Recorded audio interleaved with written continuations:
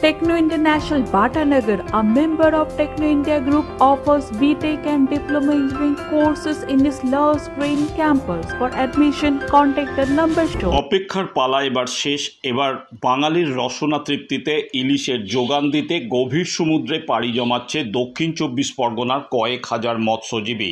ইতিমধ্যে দক্ষিণ চব্বিশ পরগনার মৎস্য বন্দরগুলিতে সাজো সাজো রব। কাকদ্বীপ, নামখানা, পাথর প্রতিমা, ডায়মন্ড হারবার, ফলতা, রায়দিঘি, পাথর প্রতিমা, ক্যানিং, গোসাবা সহ দক্ষিণ চব্বিশ পরগনার একাধিক বন্দরগুলিতে চলছে শেষ বেলার প্রস্তুতি।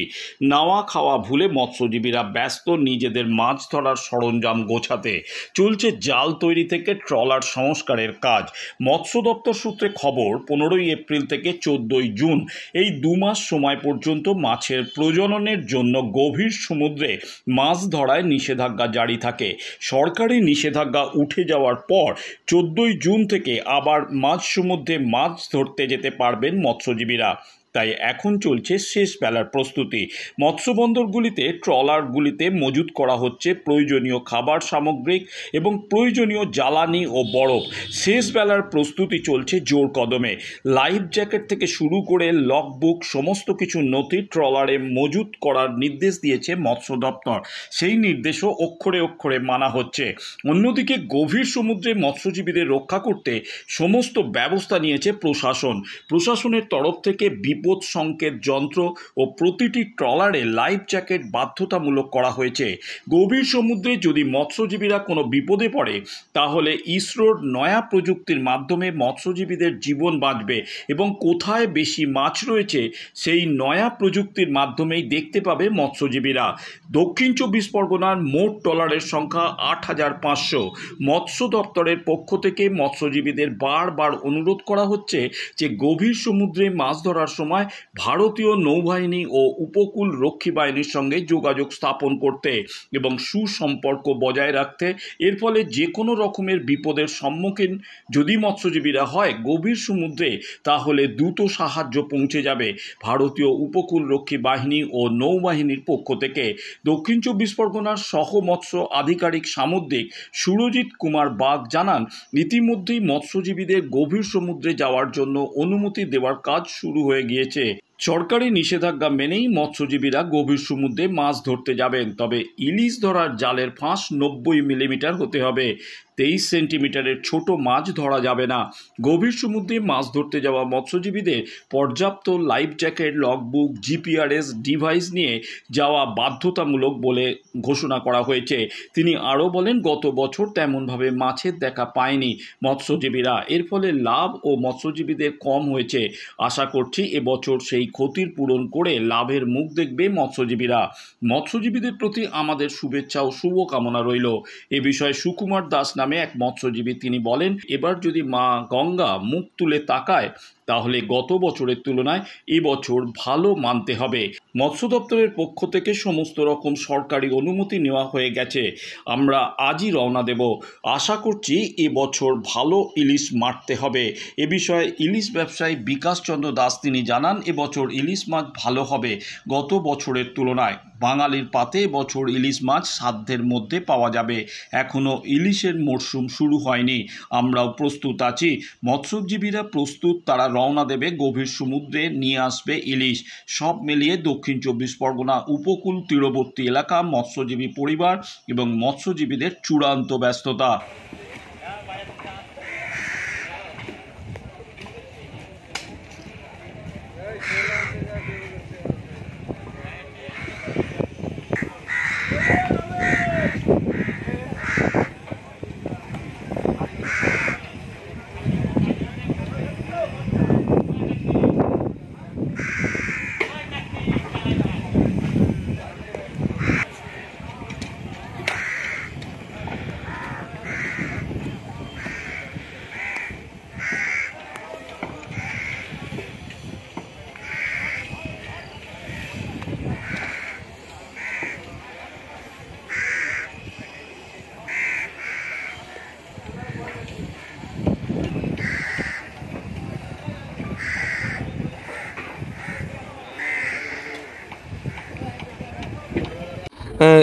আজকে থেকে কি যাচ্ছেন?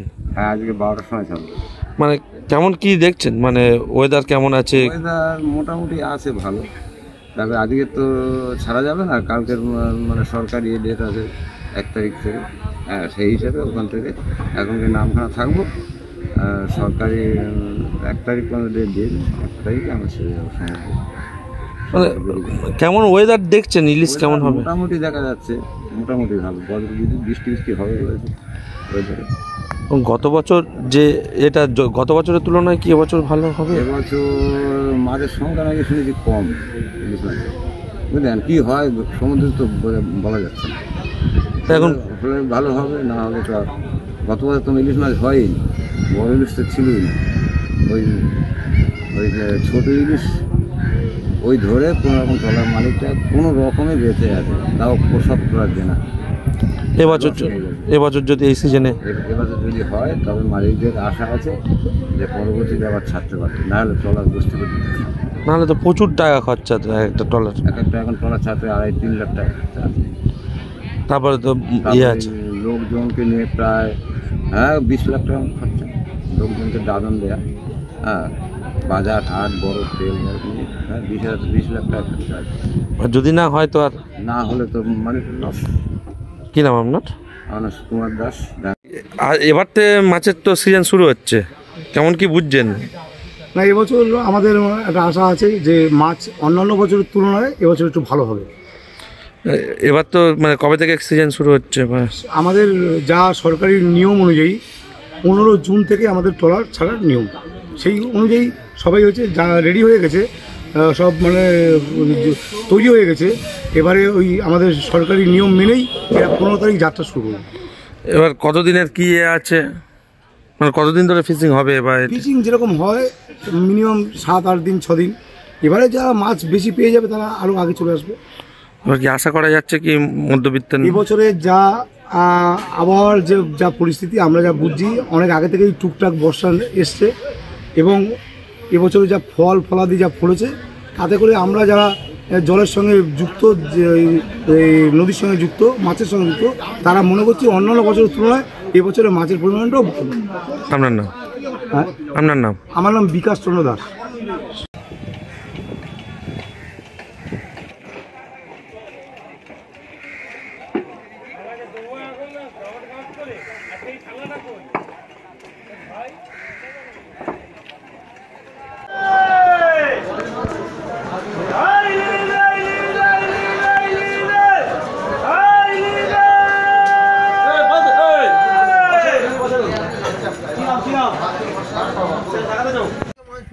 না 1 তারিখ মাছ 1 তারিখে ফিক্স ডেট করে এখান থেকে ছেড়ে দেবে। আরে দক্ষিণ শহরতলিতে এই প্রথম যে কোনো আনন্দ অনুষ্ঠানের সাথে সুহানি ব্যাংকুয়েট, গঙ্গারামপুর রোডে উৎপল দত্ত মঞ্চের বিপরীতে Suhani banquet. Institute of Technology, Kolkata, conducting AICT recognized and university affiliated MBA Engineering and Polytechnic program. Padma Shri Dr. K.L. Chopra, ex-director of IIT Kharagpur, and faculties from IIM, IIT, NIT, Calcutta and Jadavpur University are teaching. 20 acres campus with hostel and canteen facility, library, book bank facility, language lab, Wi-Fi campus, sports complex, gymnasium and swimming pool. Strong association with 50 companies for best training and placement. For detail, visit BBIQ. আধুনিক জগতে বিজ্ঞাপনের একমাত্র হাতিয়ার flakes. দক্ষিণ শহরতলিতে এই প্রথম অত্যাধুনিক flakes printing করা হচ্ছে মহাশতলা পুরাতন ডাকঘরের মা তারা এন্টারপ্রাইজে।